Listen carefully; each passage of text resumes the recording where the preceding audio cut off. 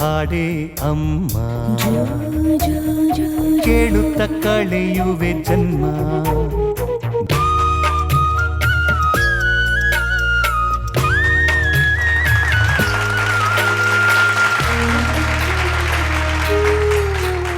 ನಮಸ್ಕಾರ.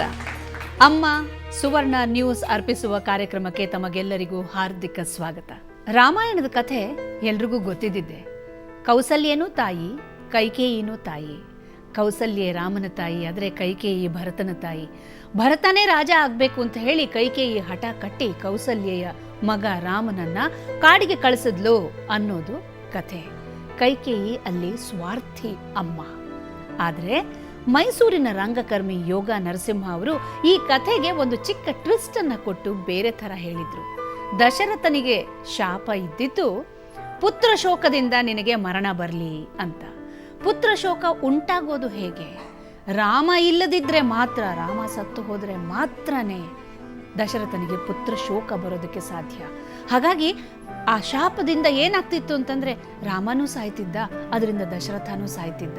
ಅದರಿಂದ ಪುತ್ರ ಶೋಕ ಅನ್ನೋದು ರಾಮ ಸಾಯುವಿಕೆಯ ಮೂಲಕ ಬರೋದು ಬೇಡ, ಅವನನ್ನ ದಶರಥನಿಂದ ದೂರ ಮಾಡಿದ್ರಿಂದಾಗಿ ಬರಲಿ.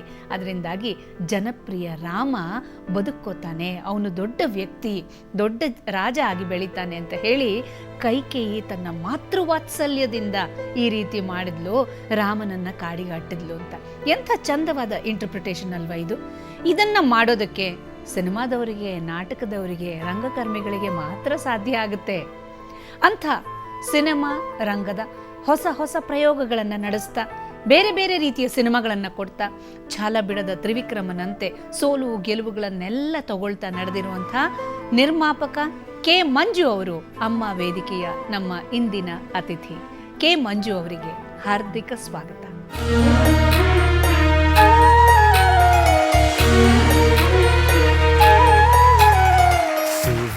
ಸುವರ್ಣ ನ್ಯೂಸ್ ಅರ್ಪಿಸ್ತಾ ಇರೋ ಅಮ್ಮ ಕಾರ್ಯಕ್ರಮಕ್ಕೆ ಕೆ ಮಂಜು ಅವರಿಗೆ ಹಾರ್ದಿಕ ಸ್ವಾಗತ. ಮಂಜು ಅವರೇ, ಟೈಟಾನಿಕ್ ಸಿನಿಮಾ ನೋಡಿದ್ದೀರಾ? ಇಷ್ಟಪಟ್ಟಿದ್ದೀರಾ?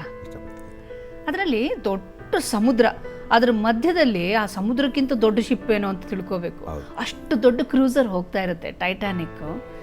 ಆಫ್ಟರ್ ಆಲ್ ಯಾವುದೋ ಒಂದು ದೊಡ್ಡ ಮಂಜುಗಡ್ಡೆ ಇದೆ ಅಂತ ಅದನ್ನು ತಿರುಗ್ಸಕ್ಕೆ ಪ್ರಯತ್ನ ಮಾಡ್ತಾರೆ, ಆಗೋದೇ ಇಲ್ಲ. ಹೋಗಿ ಅದಕ್ಕೆ ಹೊಡೆದು ಬಿಡ್ತಾರೆ. ಹೊಡೆದ್ರೆ ಆ ಮಂಜುಗಡ್ಡೆ ತಳ್ಕೊಂಡು ಹೋಗೋದಲ್ವಾ ಆ ಕಡೆ. ಹಡಗಿಗೆ ಡ್ಯಾಮೇಜ್ ಆಗಿಬಿಡುತ್ತೆ, ಹಡಗಿನಲ್ಲಿರೋ ಜನ ಎಲ್ಲ ಮುಳುಗೋಗ್ಬಿಡ್ತಾರೆ. ಎಂಥ ಗಟ್ಟಿತನ ಮಂಜುಗಡ್ಡೆಗಲ್ವಾ. ಕನ್ನಡ ಚಿತ್ರರಂಗದ ಈಗದ ಪರಿಸ್ಥಿತಿ ನೋಡ್ತಾ ಇದ್ರೆ ಸೋಲಿನ ಅಲೆನೋ ಗೆಲುವಿನ ಹಡಗೋ ಯಾವುದೇ ಬಂದು ಅಪ್ಪಳಿಸಿದ್ರು ಕೂಡ ಗಟ್ಟಿಯಾದ ಟೈಟಾನಿಕ್ ಮಂಜಿನ ಥರ ನಿಂತಿರೋರು ಕೆ ಮಂಜು ಅವರು. ಈ ಗಟ್ಟಿತನ ನಿಮ್ಗೆ ಎಲ್ಲಿಂದ ಬಂತು ಮಂಜು ಅವರೇ? ನನ್ನ ಕನ್ನಡ ಜನತೆ ಆಶೀರ್ವಾದ, ಹಾಗೂ ನಾವು ಮಾಡೋ ಚಿತ್ರಗಳ ನಂಬಿಕೆ, ಹಾಗೂ ನಾವು ಮಾಡೋದೆಲ್ಲೋ ಒಂದು ಕಡೆ ಒಂದು ಒಳ್ಳೆ ಸಿನಿಮಾಗಳು ಮಾಡಿದಾಗ ನಮ್ಮ ಜನ ಕೈ ಬಿಡಲ್ಲ ಅನ್ನೋದಕ್ಕೆ ಕಾರಣ. ನಿಮ್ಮ ತಾಯಿಯ ಗರ್ಭದಲ್ಲೇ ಬಹುಶಃ ನಿಮ್ಮ ಮನಸ್ಸಿನಲ್ಲಿ ಗಟ್ಟಿತನ ಹುಟ್ಟುಬಿಟ್ಟಿತ್ತೋ ಏನೋ. ಗಟ್ಟಿ ಮನಸ್ಸಿನ ಅಮ್ಮ ಅನ್ಸುತ್ತೆ ನಿಮ್ಮ ಅಮ್ಮ ಅಲ್ವಾ? ನಮ್ಮ ತಾಯಿ ಹೇಳಿ, ನಿಮ್ಮ ಅಮ್ಮನ ಬಗ್ಗೆ, ನಿಮ್ಮ ಬಾಲ್ಯದ ಬಗ್ಗೆ ಹೇಳಿ. ನಮ್ಮ ತಾಯಿ ವೆರಿ ಸ್ಟ್ರಾಂಗ್ ಅಂದರೆ, ನಮ್ಮ ತಾಯಿ ಮದುವೆ ಆದಾಗ ಒಂದು ಬೆಂಗಳೂರು ನಮ್ಮ ತಾಯಿ.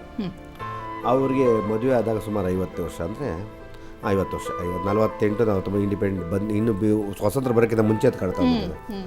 ಅವರು ಬೆಂಗಳೂರಿಂದ ಹಳ್ಳಿಗೆ ನಮ್ಮ ತಂದೆ ಕೊಟ್ಟು ಮದುವೆ ಮಾಡ್ಕೊಂಡಾಗ ಹೋದಾಗ, ನಮ್ಮ ತಂದೆ ಅವಾಗ ಅವರು ಹುಡುಗರಾಗಿದ್ದಾಗ ಏನಂದರೆ ಮಾಮೂಲು ಹಳ್ಳಿಲಿ ಈ ಓಡಾಟ ವ್ಯಾಪಾರ ಈ ಥರ ಮಾಡ್ಕೊಳ್ಳುತ್ತೆ.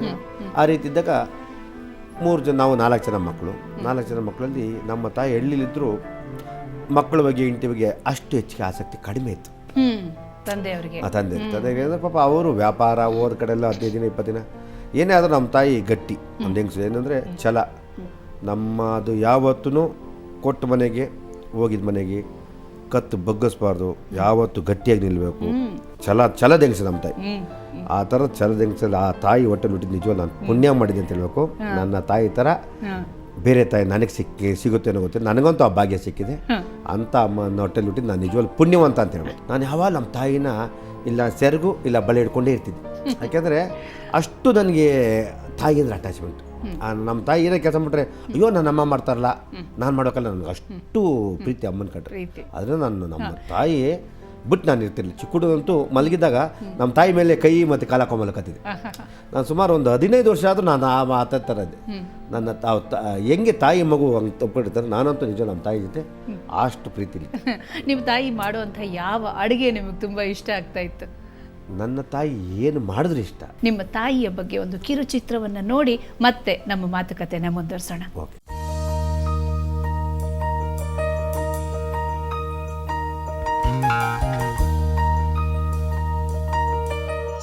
ಜಮೀನ್ದಾರರು, ಹೃದಯವಂತ, ಮಾತಾಡ್ ಮಲ್ಲಿಗೆ, ಗಾಡ್ ಫಾದರ್, ಅರಮನೆ, ಇನ್ನೂ ಅನೇಕ ಚಿತ್ರಗಳನ್ನು ಕನ್ನಡ ಚಿತ್ರರಂಗಕ್ಕೆ ಕೊಟ್ಟು ಪ್ರೀತಿ, ಪ್ರೇಮ, ಸಾಮಾಜಿಕ ಕಾಳಜಿ, ಸ್ವಾಸ್ಥ್ಯ ಇಂಥ ವಿಷಯಗಳಲ್ಲಿ ಮನುಷ್ಯನ ಪಾತ್ರ ಮತ್ತು ಜವಾಬ್ದಾರಿಗಳೇನು ಅನ್ನೋದನ್ನು ತಿಳಿಸಿಕೊಟ್ಟ ಒಬ್ಬ ಅಪರೂಪದ ನಿರ್ಮಾಪಕ ಕೆ. ಮಂಜು.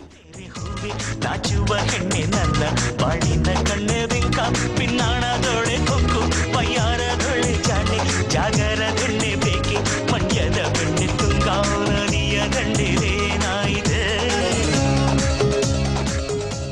ಇಂಥ ಸಾಮಾಜಿಕ ಕಾಳಜಿಗಳು ನಿರ್ಮಾಪಕರಿಗಿದ್ರೆ ಸಮಾಜ ನಿಶ್ಚಯವಾಗಿ ಬದಲಾಗುತ್ತೆ.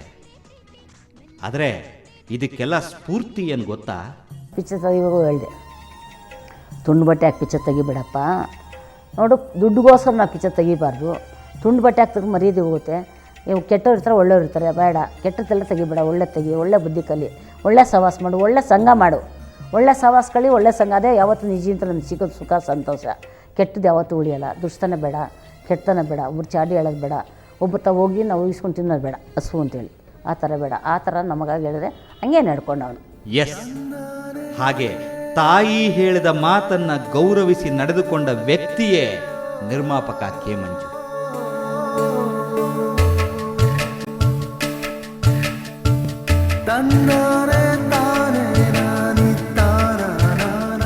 ತಾಯಿ ನಮ್ಮನ್ನು ಹೇಗೆ ಬೆಳೆಸ್ತಾಳೋ ಹಾಗೆ ಬೆಳಿತೀವಿ.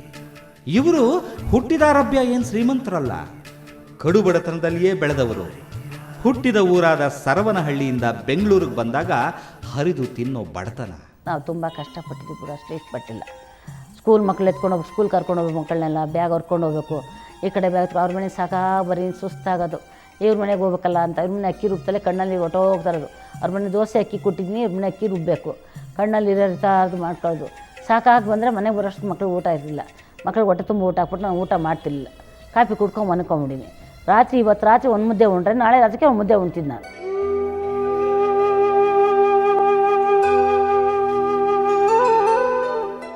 ಅಷ್ಟು ಕಷ್ಟಪಟ್ಟ ಈ ತಾಯಿ ಮಕ್ಕಳನ್ನು ಬೆಳೆಸಿದ್ರು. ಹಾಗಂತ ಮಕ್ಕಳೇನು ಮನೆಯಲ್ಲಿ ನೆಮ್ಮದಿಯಾಗಿರಲಿಲ್ಲ. ಇದ್ದ ಮಕ್ಕಳೆಲ್ಲ ಒಂದೊಂದು ರೀತಿಯಲ್ಲಿ ದುಡಿಮೆಗೆ ನಿಂತರು. ಅಯ್ಯೋ, ಸ್ಕೂಲ್ಗೆ ಹೋಗ್ಬೇಕಾದ್ರೆ ನನ್ನ ಮಗ ಕೆಲಸ ಮಾಡಿಕೊಂಡು ಸ್ಕೂಲ್ಗೆ ಹೋಗಿ ಆಟ ಓಡಿಸಿ 3 ಗಂಟೆಗೆ ಅದು ಆಟ ಓಡಿಸ್ಬಿಟ್ಟು ಮೇಲೆ 9 ಗಂಟೆ ಮೇಲೆ ಸ್ಕೂಲ್ಗೆ ಹೊಟ್ಟೋಗಿ ಸ್ಕೂಲ್ದಾಗ ಬಂದು ಆಟ ಓಡಿಸ್ಬೇಕು ಅವನು. ರಾತ್ರಿ ಹೊತ್ತು ಕೂತ್ಕೊಂಡು ಓದ್ಬೇಕು 1 ನಿಮಿಷ, 4 ಗಂಟೆಗೆ 3 ಗಂಟೆಗೆ ದೊಡ್ಡವನು ಅವನು. ಕಷ್ಟಪಟ್ಟಿದ್ದಾನೆ, ತುಂಬ ಕಷ್ಟಪಟ್ಟಿದ್ದಾನೆ.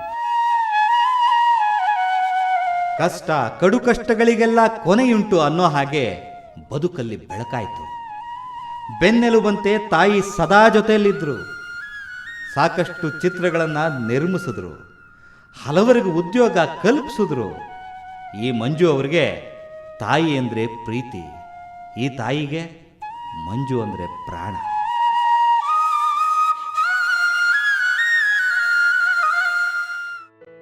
ನಾನೇ ನೋಡಿಲ್ಲ.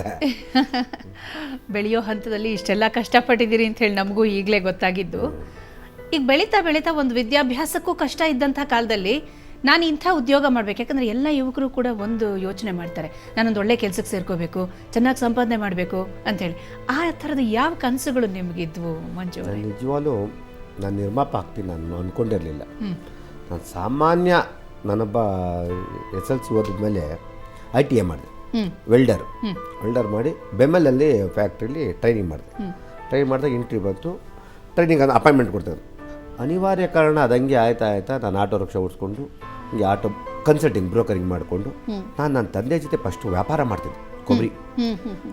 ಕೊಬ್ಬರಿ ಮಂಜು ಅಂತ ಕರೀತಂದರೆ ನನ್ನ ತಂದೆ ಬಂದು ತಿಪ್ಟೂರಿಂದ ನಾವು ಬೆಂಗಳೂರು ಕೊಬ್ಬರಿ ತತ್ತಿದ್ದೆ.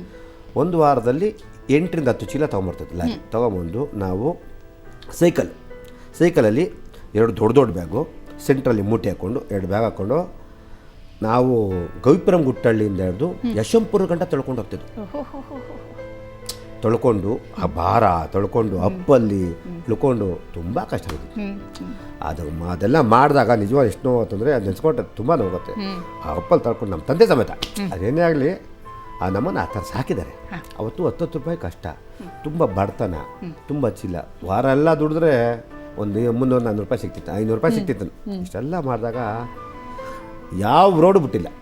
ಯಶವಂತಪುರ ಆಗಿರ್ಬೋದು, ರಾಜಾಜಿನಗರ ಆಗಿರ್ಬೋದು, ಭಾಷಂ ಸರ್ಕಲ್ ಆಗಿರ್ಬೋದು, ನಾವು ಒಟ್ಟು ಮೂಲೆ ಗಂಟೆ ಕಬ್ಬನ್ಪೇಟೆ ಆಗಿರ್ಬೋದು, ತೊಳ್ಕೊಂಡು ಹಿಂಗೆ ಕತ್ತು ಮುಗಿಸ್ಕೊಂಡು ತಳ್ಕೊಂಡು ಹೋಗ್ತಾ ಇರ್ತದೆ. ಈಗ ನಿಮ್ಮ ಒಳ್ಳೆ ಕಾರುಗಳಲ್ಲಿ, ಬೆಲೆಯುಳ್ಳ ಕಾರುಗಳಲ್ಲಿ ಅದೇ ದಾರಿಯಲ್ಲಿ ಹೋಗ್ಬೇಕಾದ್ರೆ ಯಾವ ಥರ ಇರುತ್ತೆ ನಿಮ್ಮ ಫ್ಲ್ಯಾಶ್ ಬ್ಯಾಕ್ಗಳು? ಇಲ್ಲ, ನಾನು ಇವತ್ತು ನನ್ನ ಜೊತೆ ನನ್ನ ಸ್ನೇಹಿತರು ಎಷ್ಟೋ ಜನ ಆಟೋ ಓಡಿಸ್ತಾ ಇರ್ತಾರೆ.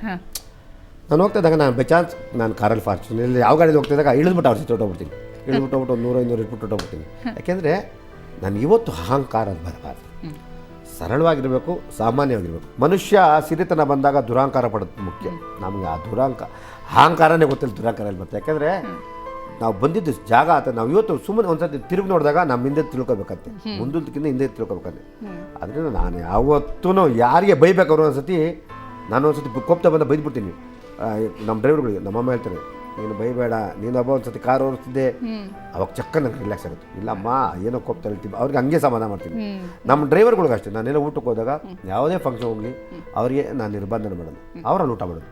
1,000 ರೂಪಾಯಿ ಊಟ ಪ್ಲೇಟ್ ಆಗಲಿ ಮಾಡಲಿ, ಯಾಕೆ ನಾನು ಬಿಲ್ ಕೊಡ್ತೀನಿ. ಯಾಕೆಂದರೆ ನಾವು ಹೋದಾಗ ನಮ್ಮನ್ನು ಡ್ರೈವರ್ ಥರ ಇಟ್ಟಿರೋದು, ನಾವು ಡ್ರೈವರ್ ಥರ ಯಾವತ್ತು ಇಟ್ಕೊಳ್ಳೋದು, ನನ್ನ ತಮ್ಮದಿರ್ತಾರೆ ಇಟ್ಕೊಳ್ತೀವಿ. ಅದಕ್ಕೆ ನನ್ನ ಹತ್ರ ಬಂದವರು ಯಾರೂ ಅಲ್ಲ, 10 ವರ್ಷ ಆಯ್ತು. ಆ ಭಾವನೆ ಬರಬೇಕು. ನಾವು ಯಾವತ್ತು ಬೇರಿಂದ ಬರಬೇಕು. ಆ ಬೇರಿಂದ, ನಾನು ತಾಯಿಯಿಂದ ನಾನು ಬಂದಿದ್ದು, ನನ್ನಿಂದ ಬೇರೆಗೆ ಹೋಗುತ್ತೆ. ಆವತ್ತು ಆ ಬಂದಾಗ ಅದು ಒಟ್ಟ ನಿಂತಾಗ ಅದು ಜೀವನದಲ್ಲಿ ಮನುಷ್ಯನಿಗೆ ಯಾವತ್ತು ಅಹಂಕಾರ ಅದು ಬರೋಕ್ಕೆ. ಆ ತಾಯಿ ಬೇರು ಅಷ್ಟೊಂದು ಶಕ್ತಿಯುತವಾಗಿ ಇರೋದ್ರಿಂದನೇ ನೀವು ಕೂಡ ಇಷ್ಟೊಂದು ಶಕ್ತಿ ಮತ್ತು ಬೆಳೆಯೋದಕ್ಕೆ ಸಾಧ್ಯ ಆಗಿದೆ. ಮಂಜು ಅವರೇ, ತುಂಬ ಉತ್ಸಾಹದಾಯಕವಾಗಿ ನೀವು ನಮ್ಮ ಜೊತೆ ಮಾತಾಡ್ತಾ ಇದ್ದೀರಿ. ಒಂದು ಚಿಕ್ಕ ಬ್ರೇಕ್ನ ನಂತರ ಈ ಕಾರ್ಯಕ್ರಮ ಮುಂದುವರ್ಸೋಣ. ಸುವಾಲಿ ಸುವಾಲಿ ಹಾಡೇ ಅಮ್ಮ, ಕೇಳುತ್ತ ಕಳೆಯುವೆ ಜನ್ಮ.